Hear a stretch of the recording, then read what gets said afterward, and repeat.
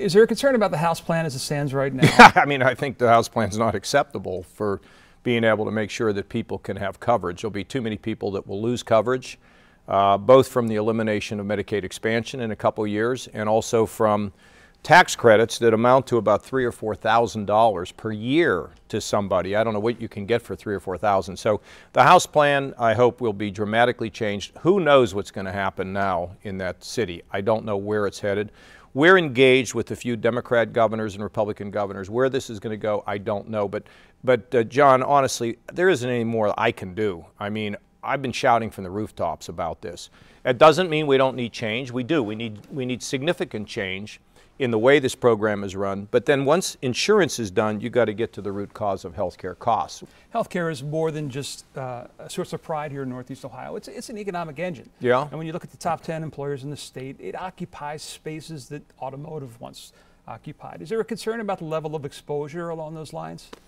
Well, I haven't thought of it that way. But I suppose it's possible to think about the number of healthcare jobs. But I don't think that we need to have a national policy in Washington that's a jobs program. Let's just do the right thing on the health care and it'll work. And look, the health care that we have in Northeast Ohio is incredible. And we love all the hospitals up here, but the clinic is just an amazing operation, not only with the quality that they deliver to people, but also from the standpoint that they're also developing programs, inventions, creations that are also improving people's lives by being able to fund, develop, and then take them out to the marketplace. So it's just amazing, amazing operation. And that doesn't take anything away from the other hospitals, some that serve the very poorest in our society, a university hospital that's doing a lot of creative things.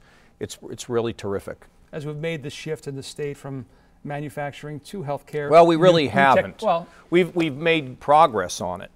But the reason why we're still struggle is we still are very heavy manufacturing weighted. And there's nothing wrong. There's a lot of good with manufacturing. It's now moving to more advanced manufacturing. However, we need to continue to diversify. And we see a lot of it up here. We see it around the state, but we still have a long way to go. And along those lines, where do you see the future jobs in Ohio? And are we making the necessary moves in that direction? Well, look, there's big changes coming, John. You know, we had agriculture to manufacturing, manufacturing now to the digital economy. And I don't think we're preparing like we should for it. Our schools need to do a much better job.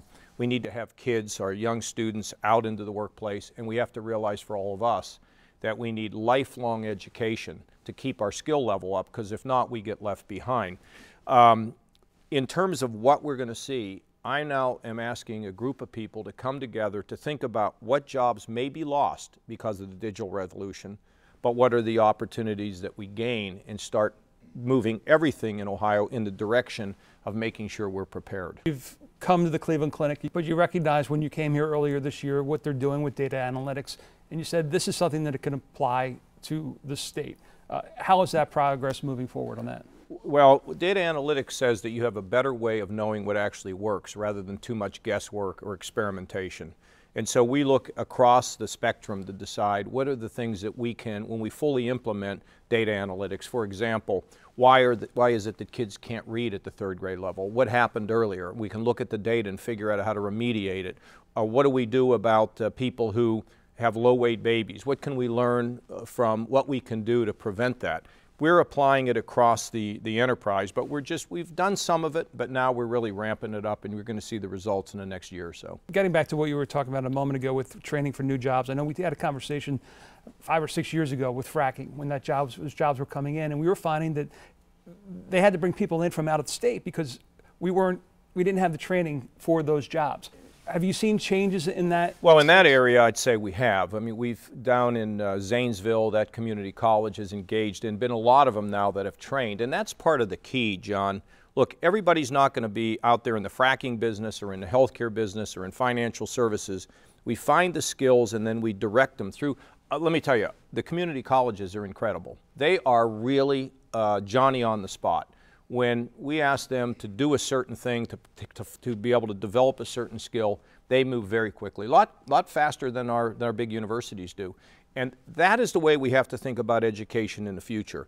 More online, more directed towards giving people skills. Look, if you don't have any skills, you get left behind. If you have skills, you're valuable, you make more money. That's what it's all about.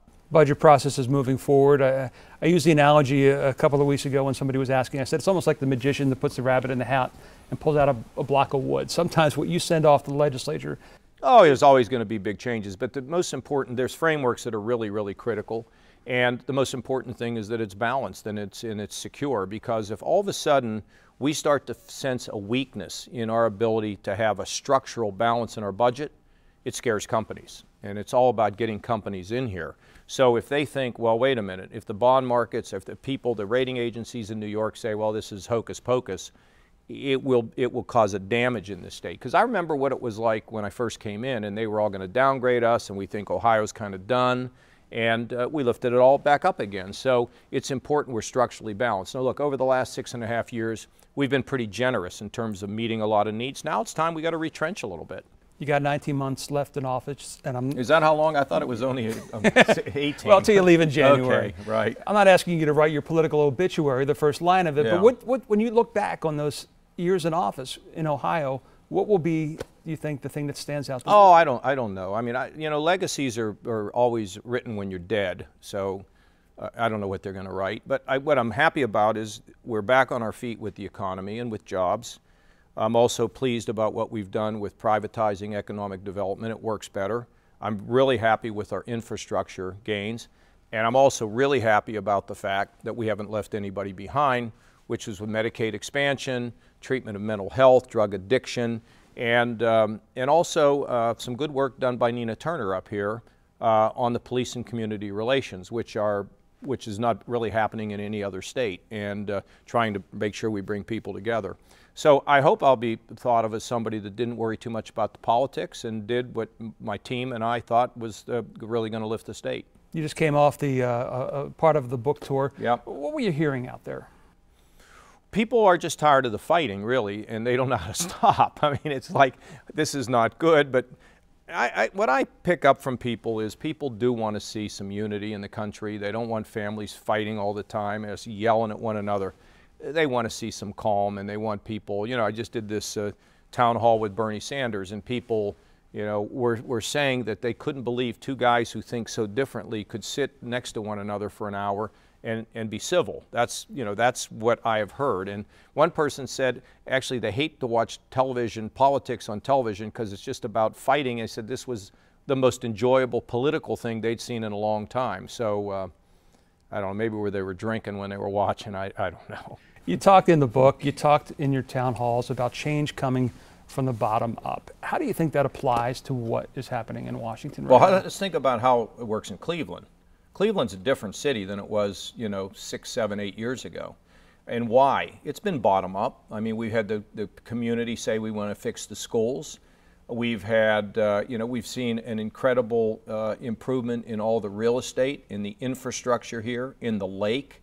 And all this is because people here have been concerned. And Cleveland is shining, and it's not shining because of John Kasich or the governor or the legislature or the president. It's shining because the people of Cleveland are good folks who are hitting their stride. And I think the same thing is true across the country.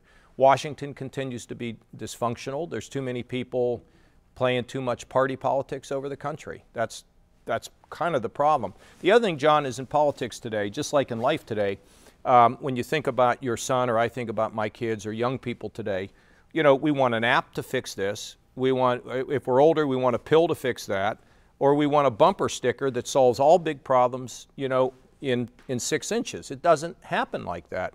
And so in order to solve very difficult problems, it takes complicated solutions, and we just have to be more patient at looking at problems and then just being honest about trying to fix them.